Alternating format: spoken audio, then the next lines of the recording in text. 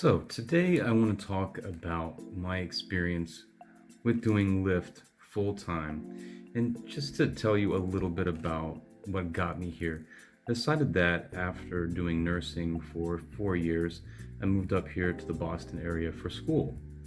Now, I did a contract at one of the local hospitals, and I decided maybe doing rideshare would give me the flexibility that I wanted, and I could switch into doing it more on a full-time basis. Now, I had done it before previously, but I'd done it more in a part-time capacity. But I was definitely attracted and pulled into really the benefit of having something with full flexibility, something where I could really make my own schedule. And with school, I thought it was really a good fit for me. So I've been doing it at this point for 9 months, and I personally have decided to go back into my full-time position as a nurse. Now, what I want to do with this video, and something that I really haven't seen, is really a systematic breakdown. I want to tackle the real true earnings involved in the gross earnings, what you can expect to make on a gross capacity, but more importantly, with the expenses, maintenance costs, tolls, all the other sort of secondary and tertiary expenses that are involved, what can be your real expected take-home pay. And it definitely might surprise you, so stick around and let's get into it.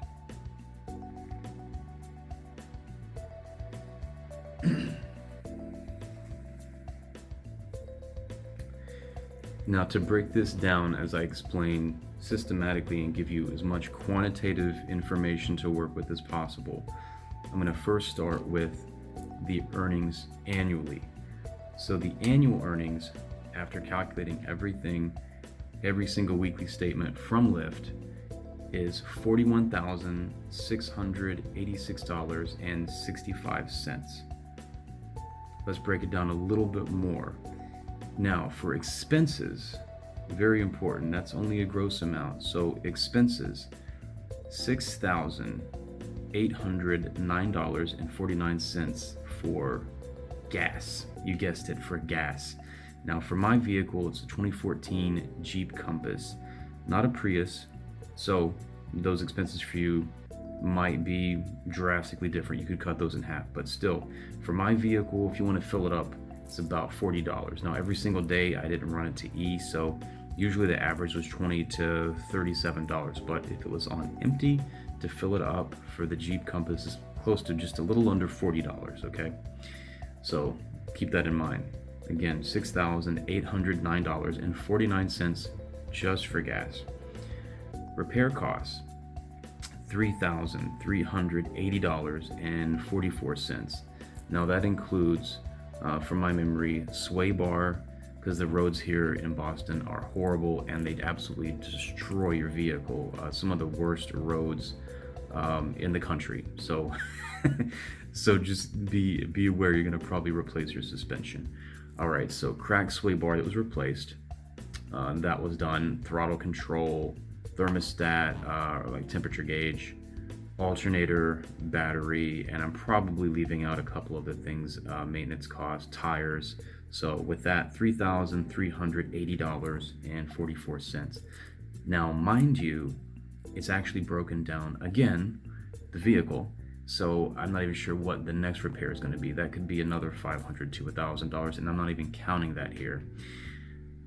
Tolls, that's the next thing. So, and I had originally neglected to even include this. I just had overlooked it.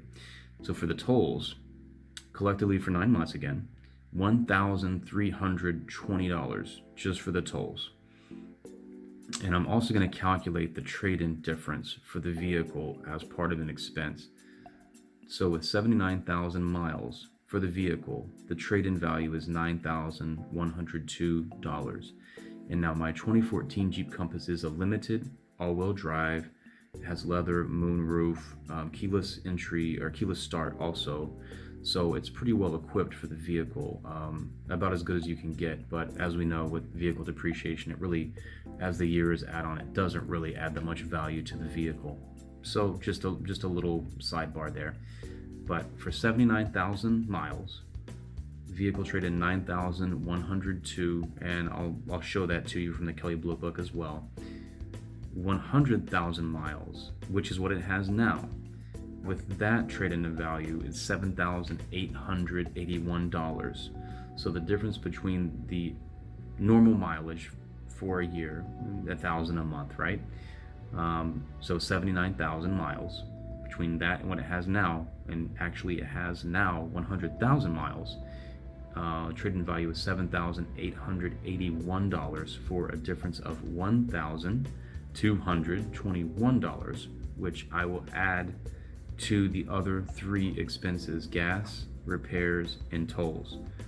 So gas, $6,809.49, repairs, $3,380.44, tolls, $1,320, and the trade-in difference, $1,221 with the depreciation with the mileage.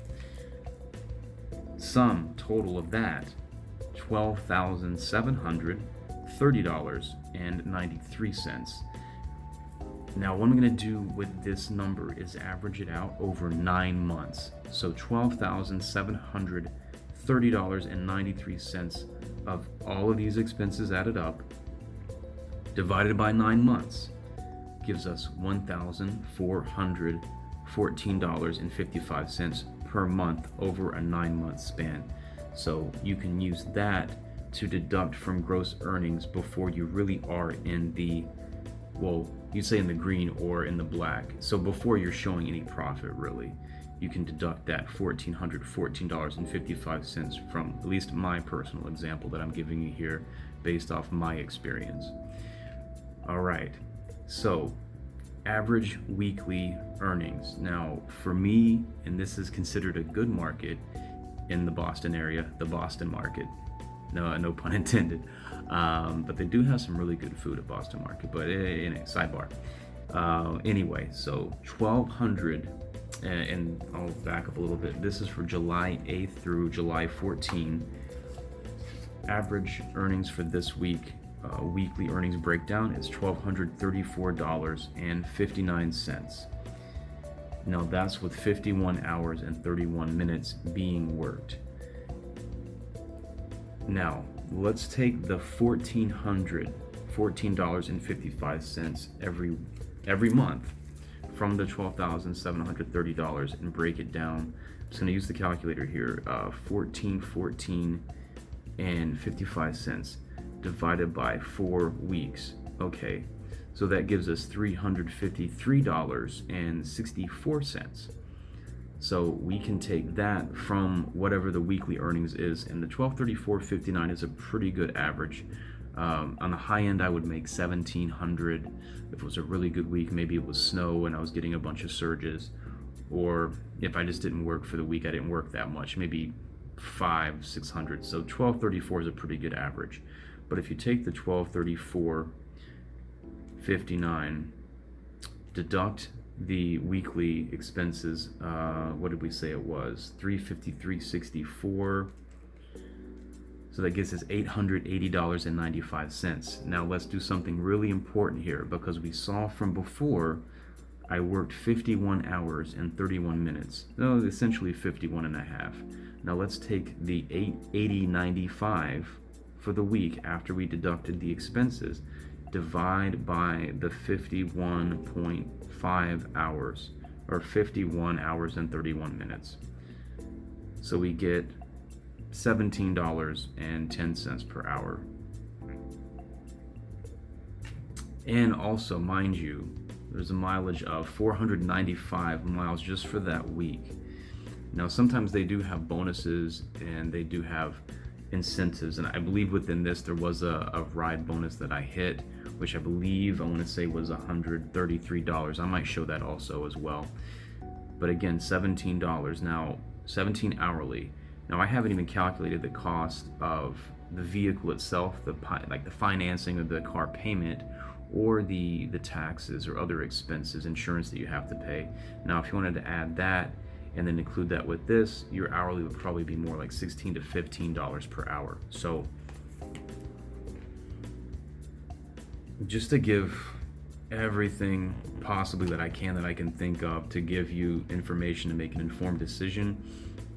If this is still something you want to do, I understand. For me, just looking at the return on investment, it become increasingly less of a beneficial return for me with the time that I invested. Would I recommend doing this? Maybe in a couple circumstances. I mean, I most certainly definitely would not recommend whatever your full-time job is, or if you have a part-time job, leaving that just cold turkey to drive for rideshare. I would say maybe some circumstances where this would make sense if you're getting off your regular job and you want to plug in your address, your home address, and pick somebody up along the way. If you're already going that way to pay for your gas, I would maybe recommend doing it. Or if all of this said and done, if $15 an hour is acceptable for you, then fine. Now the only caveat, or the only thing that I would say to this, is the Boston market is considered a very good market, but here's the problem: it's one of the most expensive cities in the country. So I mean, making, now if we look at the 880 example with the 1234.59 weekly, and deduct out the expenses, if you're talking about $800 to $900 a week, that doesn't sound too bad. But if you multiply it out times 4, 9 and 4 is $3,600. Now the only thing is, in a city like Boston, the average studio apartment is $2,000 if you want your own studio apartment. If you just want to rent a room and have roommates, you're looking at maybe $1,000 to $1,200. So if you're looking at the true cost of living in a city like Boston, making, $15 to $17 an hour, really, it's not that great. Now, if you're in a market like maybe Florida or a smaller market, that might be good. But the only thing is, you're not going to make this kind of money in a market like Florida. And just on a vacation once, I decided to drive down and turn on the app and see if it was something that was somewhat lucrative and if there was any kind of return on the time invested. And it was very poor. It was very infrequent and sporadic. I would drive maybe 10-15 minutes out rather, and take someone 5 minutes away. So it really wasn't even worth it. So maybe on the weekends, if you want to do that, if people are out and about, that might be one thing. If people are going to bars, clubs, and that sort of thing. Now again, but you're sacrificing your weekend. So because you are going to be, to make decent money, you're going to be driving. You're going to have that flexibility, but you're going to be driving most days of the week and during the weekends, when maybe your friends are actually, that have a 9 to 5, they're out having fun, going to maybe restaurants, bars, and then you're stuck driving people around from place to place that are, having fun, that are enjoying their weekend, just so you can hit a ride bonus to get an extra maybe $100 to $200. So again, these are all things to consider, and you can make your own decision, but just make it an informed one. And I just hope that with this information, this was beneficial in some way. If it was, smash the button, smash the like button, hit the subscribe button. I'm going to try to put out some other content similar to this, where I'll just analyze something and try to break it down as logically, in a fashion as I can, and provide quantitative information, not just necessarily anecdotal, but that is part of it too. And I do want to say something after you do this for a while.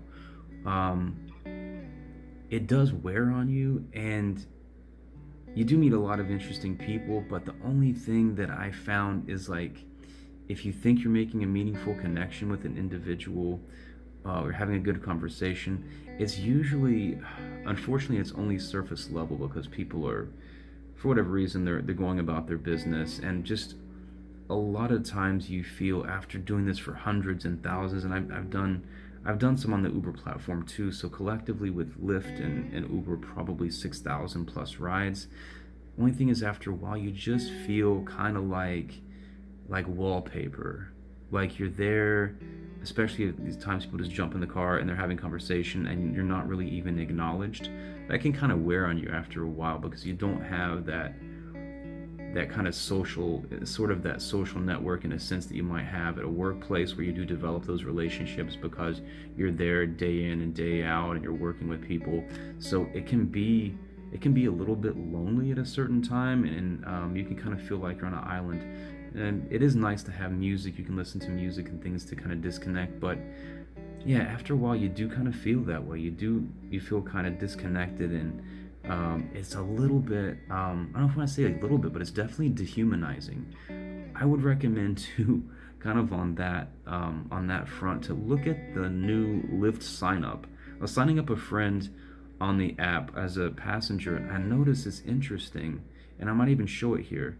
It has all the passengers going, they're having a good time, they're dancing around, but they're going from one side of the car to the other in the rear, like they're entering the car from the rear and then they're exiting the rear, but they're like in different costumes and outfits, so it's like they're having a good time.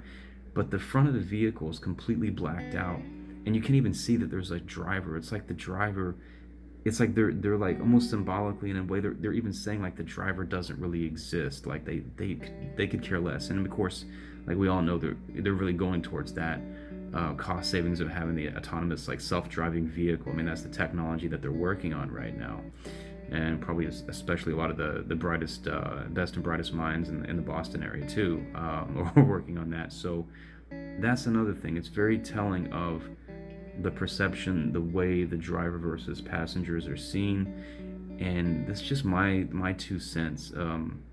I mean, just the mathematics, the expenses involved, the true cost involved, what you can really expect to make. So, again, if this is something that you still want to do, I mean, I personally wouldn't necessarily recommend it. But if after everything's said and done, you think between now again, if you factor some other costs in, between $14 to $17 an hour, give or take a couple dollars there, is worth it to you for doing this full time, go right ahead. Maybe your experience might be different, but this is what I've experienced after doing this for 9 months full time and doing close to 6,000 rides. So hope again this was useful content for you, useful information. Again, like if it was, let's see, what's that? Yeah, thumbs up, like, and subscribe, and I'll try to put some other content out here in the future that you can find useful, and hopefully will give you some information to make more informed decisions. Until then, all right, I'll talk to you later. Bye.